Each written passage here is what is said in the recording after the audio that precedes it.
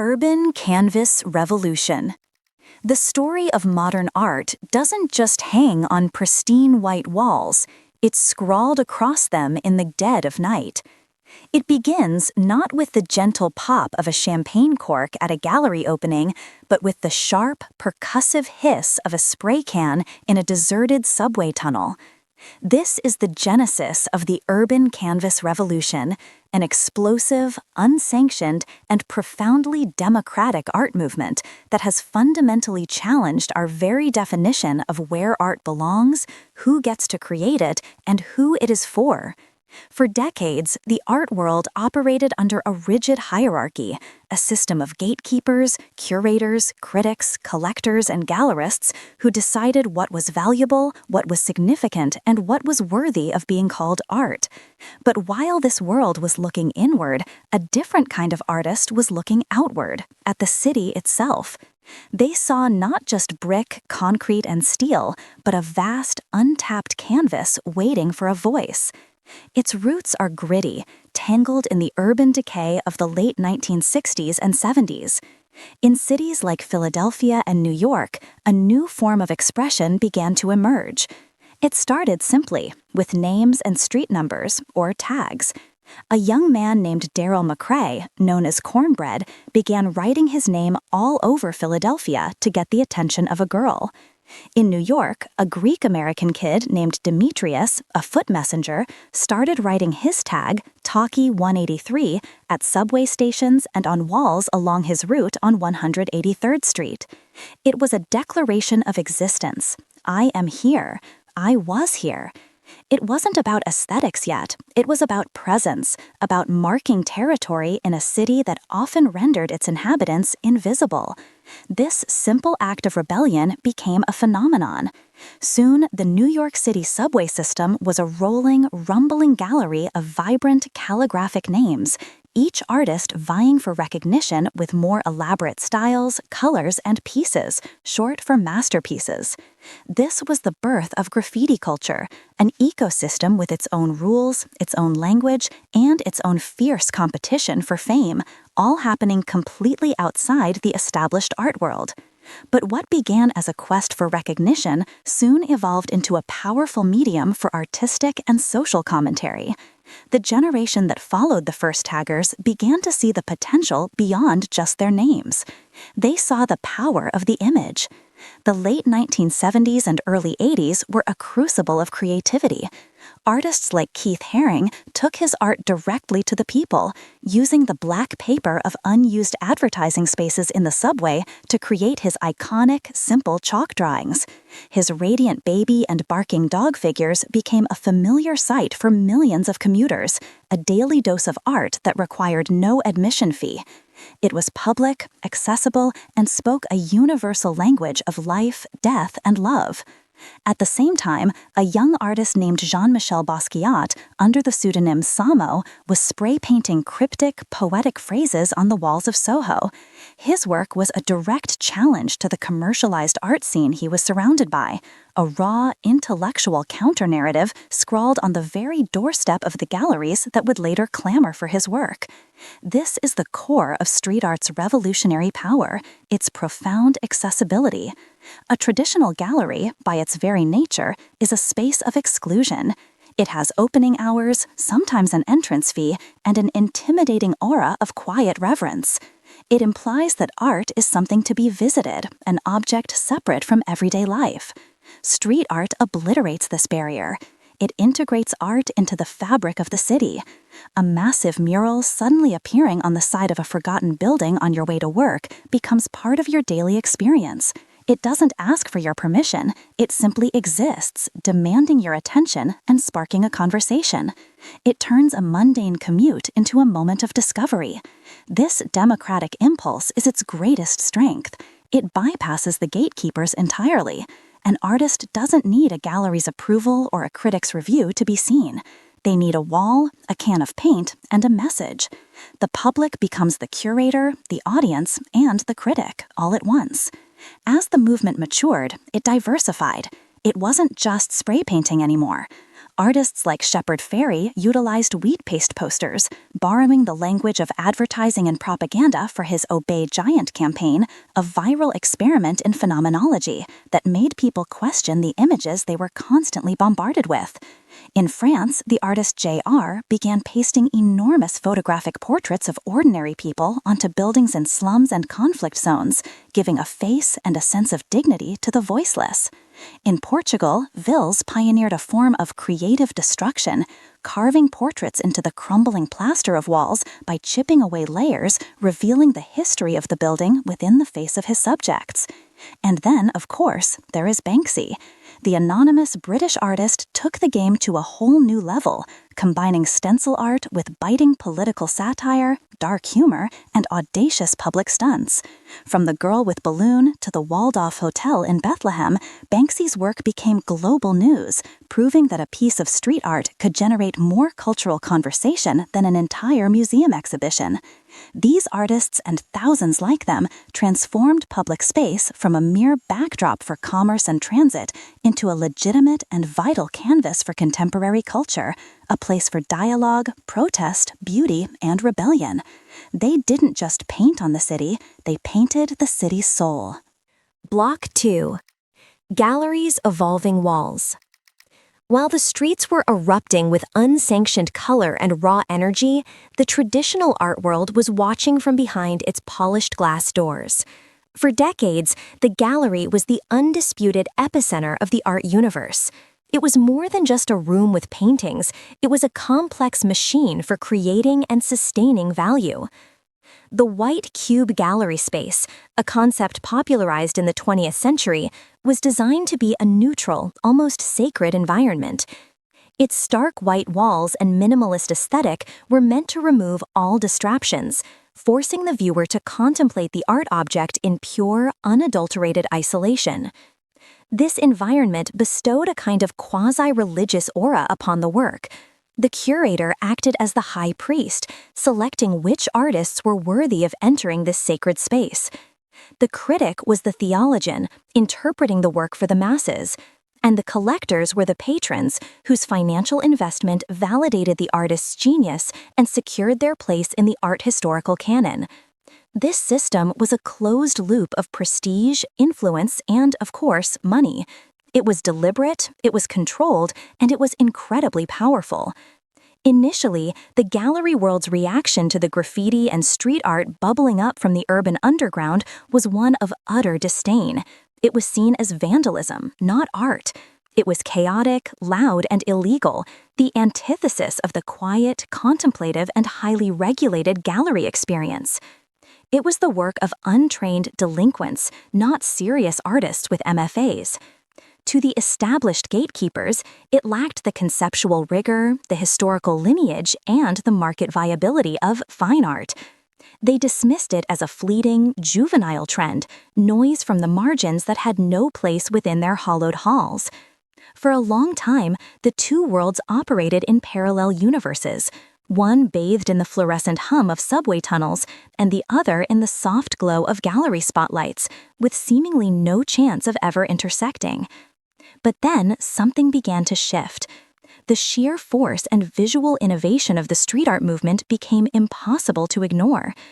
A few pioneering gallerists, like Claudio Bruni in Rome and Sidney Janis in New York, began to see the raw talent and cultural significance of what was happening.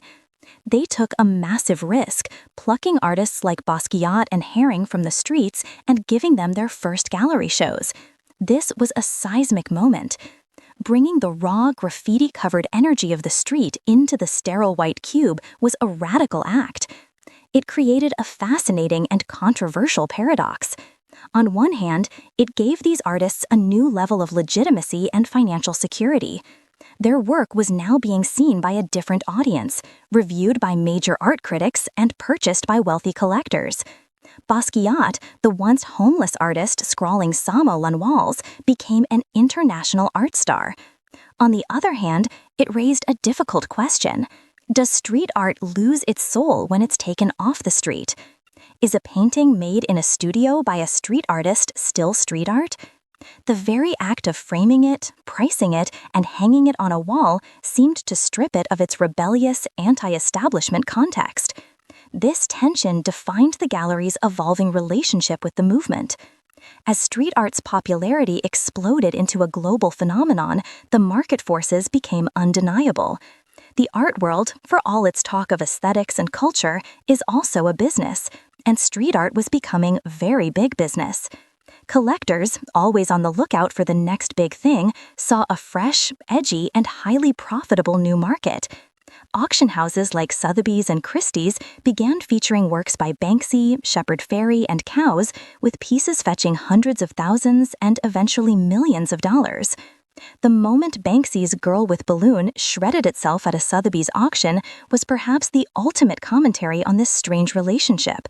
A piece of anti-capitalist art becoming a multi-million-dollar commodity and then attempting to self-destruct in the very temple of art commerce. The stunt, of course, only made the piece more valuable. In response to this market boom and a clear shift in public taste, galleries had to adapt or risk becoming irrelevant.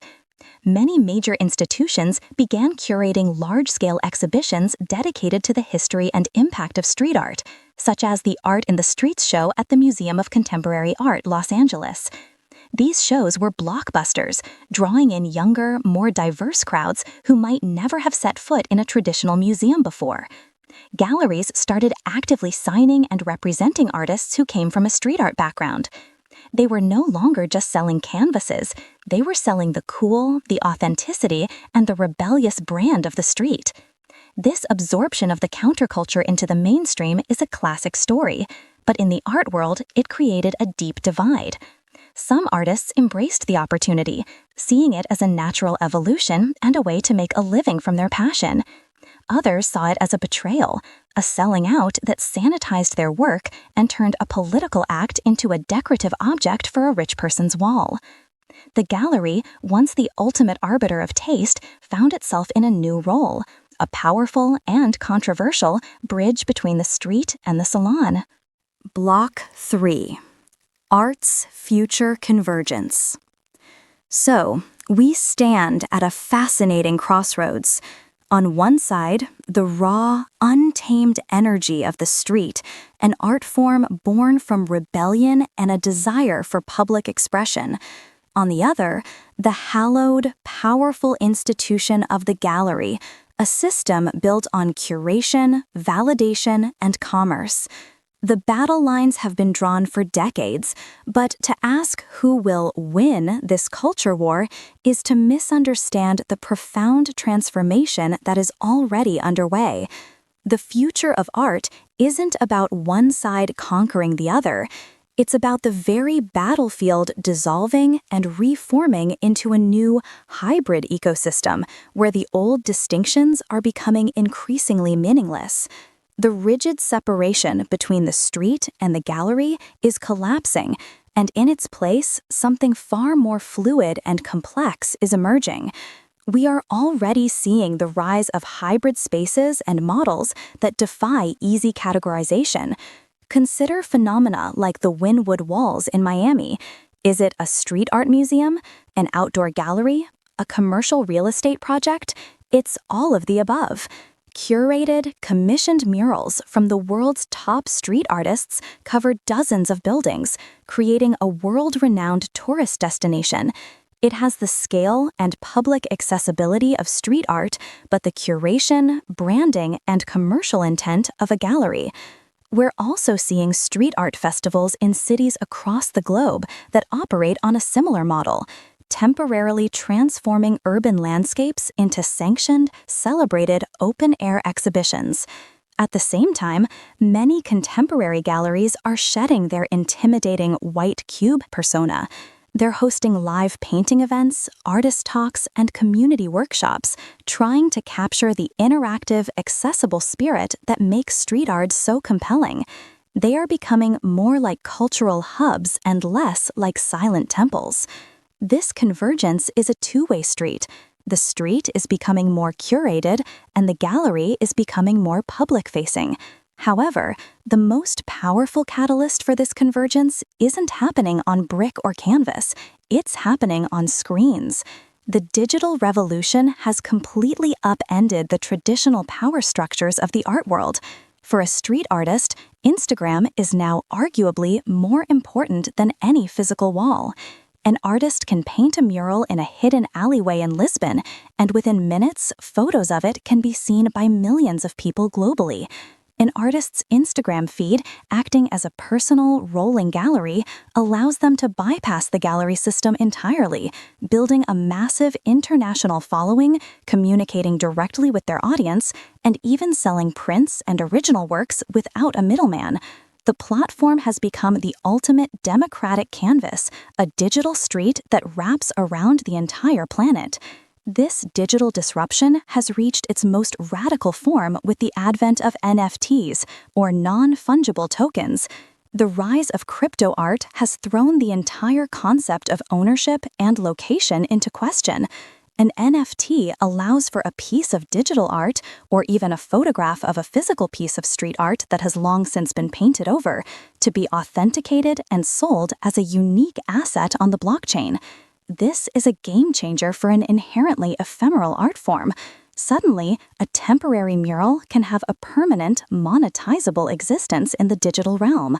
It offers a solution to the paradox of selling street art.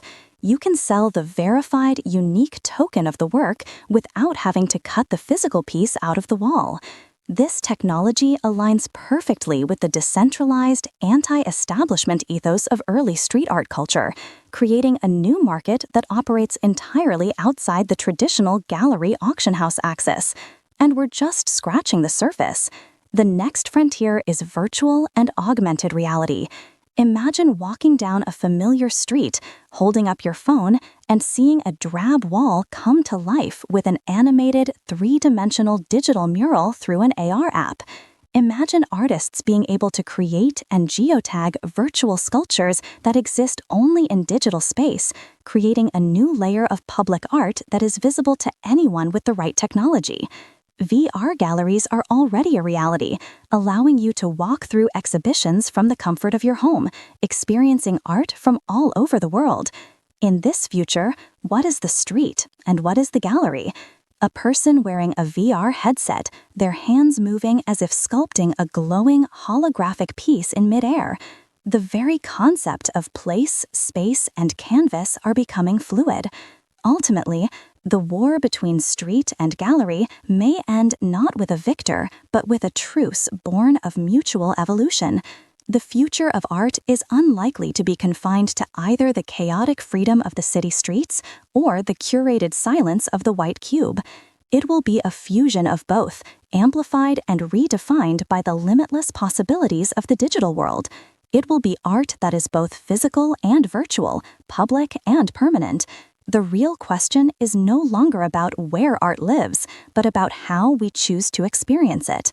The walls, both real and virtual, are coming down.